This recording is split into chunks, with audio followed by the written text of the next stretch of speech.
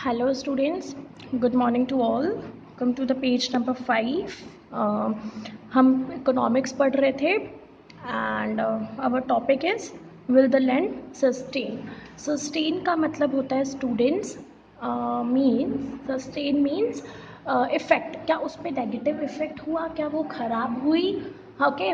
सफ़र करना मतलब क्या, इस सब चीज़ों से जो हमने लास्ट टॉपिक कवर किया था हमारा, कि वहाँ पे काफ़ी ज़्यादा मॉडर्न फार्मिंग का यूज़ होने लगा फॉर मैक्सिमाइज देयर प्रोडक्शन, है ना. और कैपिटल को ज़्यादा बढ़ाने के लिए, दैट मीन्स इनकम को ज़्यादा बढ़ाने के लिए उन्होंने काफ़ी ज़्यादा प्रोडक्शन स्टार्ट करने के लिए modern farming, that is chemical fertilisers का यूज़ करना स्टार्ट कर दिया. तो क्या उसके कारण लैंड को सफ़र करना पड़ा. तो यस, जैसे ही ग्रीन हमारा जो लैंड है वो नेचुरल रिसोर्स है, और नेचुरल रिसोर्सेज की प्रॉपर देखभाल करना, उसका यूज़ करना हमारा राइट है. हमें उस पर ज़्यादा साइंटिफिक मेथड्स का यूज़ नहीं करना चाहिए. और ड्यू टू ग्रीन रिवैल्यूएशन आने से काफ़ी सारे विलेजेस की, गाँव की लैंड की फर्टिलिटी पे काफ़ी ज़्यादा फ़र्क पड़ा था.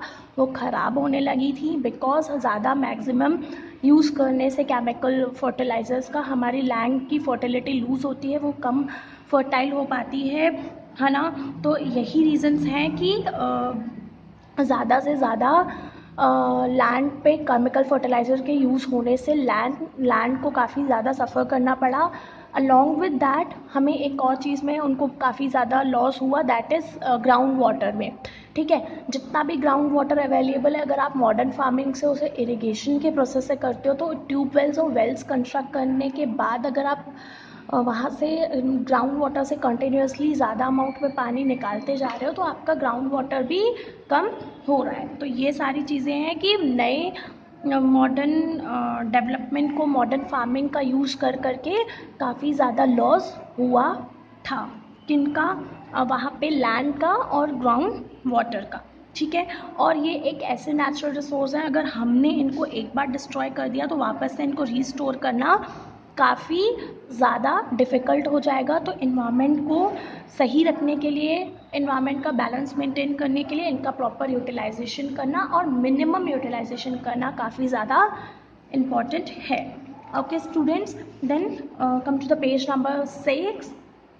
ओके स्टूडेंट्स, यहाँ पे कुछ लैंड के डिविजन्स दिखाए गए हैं कि लैंड के, जैसे ये कंप्लीट एरिया था पलमपुर की लैंड का, और इसमें से काफ़ी ज़्यादा एरिया आप देख सकते हो, बड़े बड़े एरियाज़ महाजन ने लिए हुए हैं.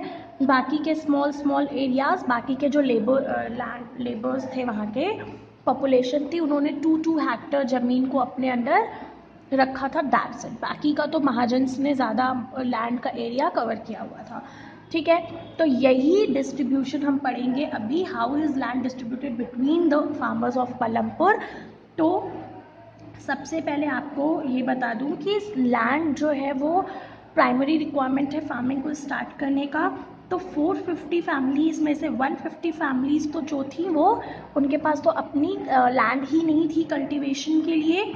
उनमें से बची हुई जितने भी लेबर्स थे, दैट इज़ 250 फैमिलीज़, उनके पास अपने 2-2 हेक्टर के स्मॉल प्लॉट्स थे जहाँ पे वो फार्मिंग किया करते थे.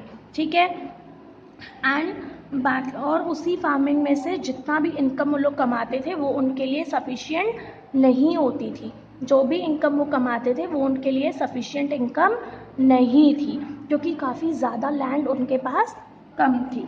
ओके, तो आप ये देख सकते हैं कि ज़्यादा से ज़्यादा अमाउंट ऑफ पार्ट्स, प्लॉट के ज़्यादा से ज़्यादा पार्ट्स किसने लेके रखे हैं?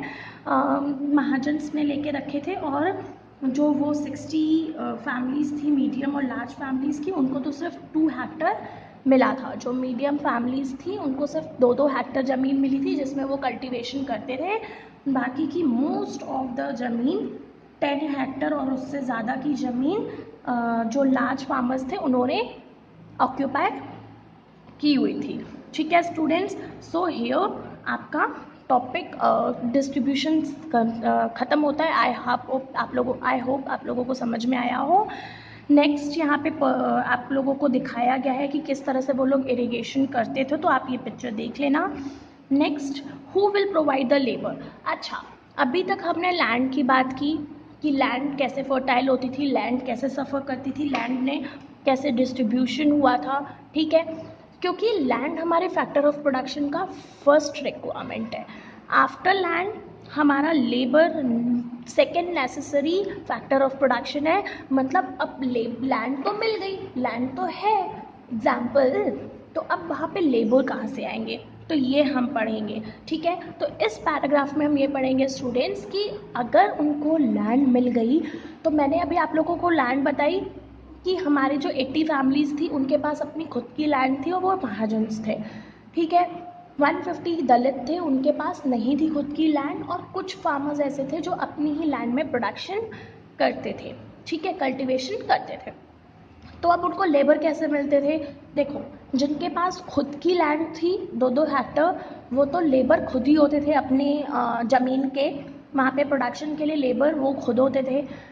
जो महाजन्स थे वो लोग दलित लोगों के पास को लेबर एज अ हायर करते थे। दैट मीन्स जो 150 फैमिलीज थी दलित थी जिनके पास खुद की लैंड नहीं थी, वो लोग जाके महाजन्स की लैंड पे वर्क किया करते थे और उनके बदले उन्हें कुछ वर्क से कुछ पैसा मिल जाता था। हालांकि वो लैंड उनकी नहीं थी तो उनके प्रोडक्शन पे भी उनका कोई हक नहीं था, सिर्फ प्रोडक्शन के बदले समटाइम उनको उनकी रेम्यूनरेशन वेजेस दे दी जाती थी।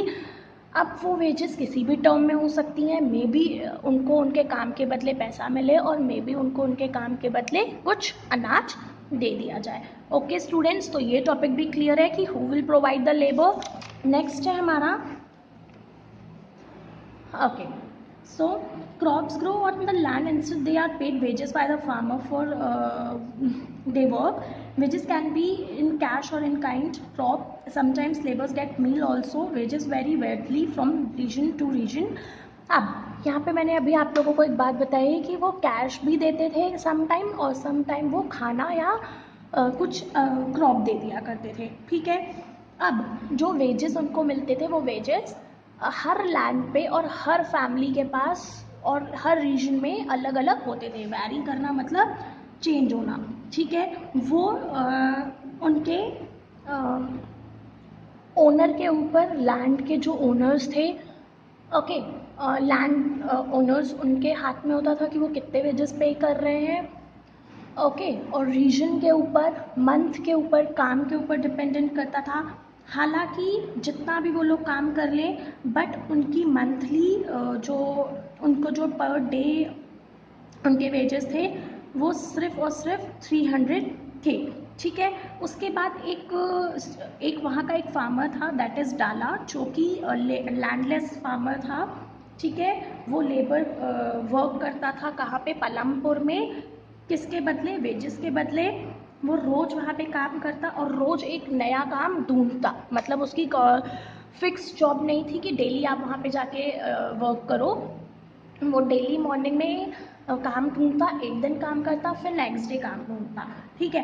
क्योंकि हालांकि हमारी जो गवर्नमेंट है उसने वेजेस फिक्स करके रखे एक लेबर के कि 300 होने चाहिए, बट क्योंकि गांव में लैंड कम और लेबर्स ज़्यादा थे तो वहाँ पे उस डाला को प्रॉपर रेम्यूनरेशन, प्रॉपर वेजेस नहीं मिल पाते थे, तो वो सिर्फ 160 ही कमा पाता था एक दिन में, बिकॉज वहाँ पे काम बहुत कम था और वहाँ पे कंपटीशन बहुत ज़्यादा था, क्योंकि डाला के जैसे बहुत सारे लेबर्स वहाँ पे ऐसे थे जिनके पास अपनी लैंड नहीं है, तो वो लैंड ओनर्स के पास जाके वर्क करते थे, ओके।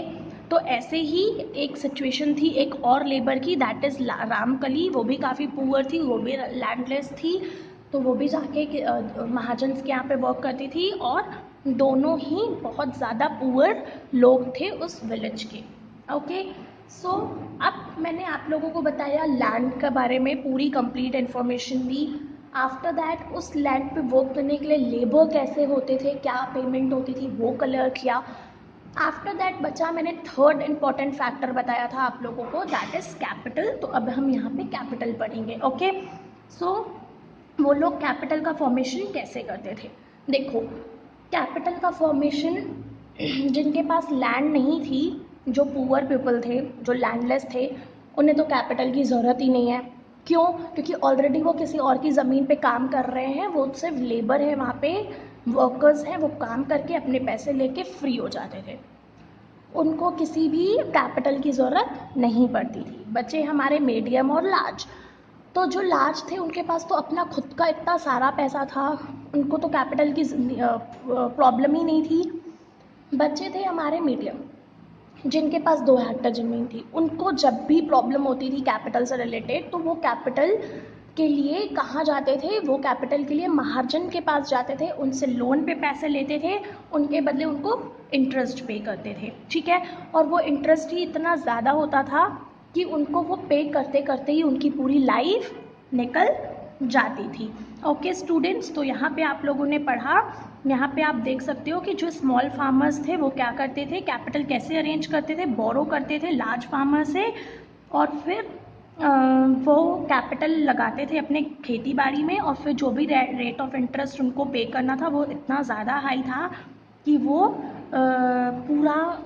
पूरी लाइफ डिस्ट्रेस में रहते थे कि वो कैसे उस लोन को रीपे कर पाएंगे, ठीक है। In contrast to small farmers, the medium and large farmers have their own savings for farming.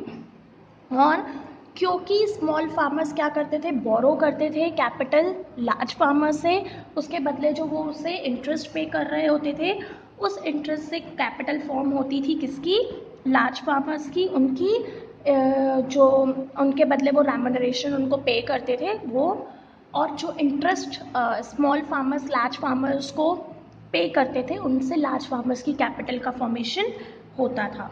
Okay students, सो ये भी क्लियर है कि लैंड कैसे उनको मिलेगी, कैसे लैंड का डिस्ट्रीब्यूशन हुआ, कौन कौन से टाइप की फार्मिंग यूज़ हुई, लेबर कैसे मिलेंगे उनको, है ना।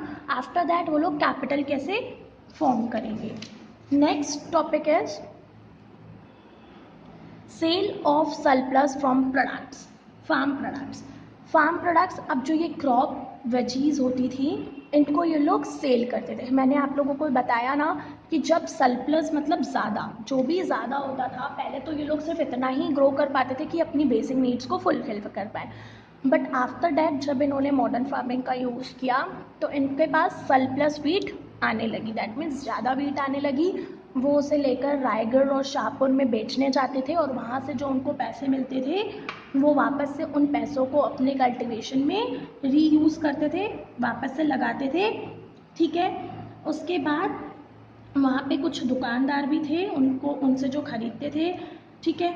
अब कुछ शॉपकीपर्स थे जिनको वो जाके पैसे दे के जिनको वो वीट जाके दे के आते थे विलेजेस टाउन्स में, और उनके बदले उनको पैसे मिलते थे, ठीक है। तो यहाँ पे आप आ गया समझ में कि सरप्लस ऑफ प्रोडक्ट्स मीन्स क्या। सरप्लस मतलब ज़्यादा क्वांटिटी में प्रोडक्शन होना जिसे वो सेल करते थे। Tejpal Singh the large farmer has a surplus of 350 quintal of wheat from all his lands.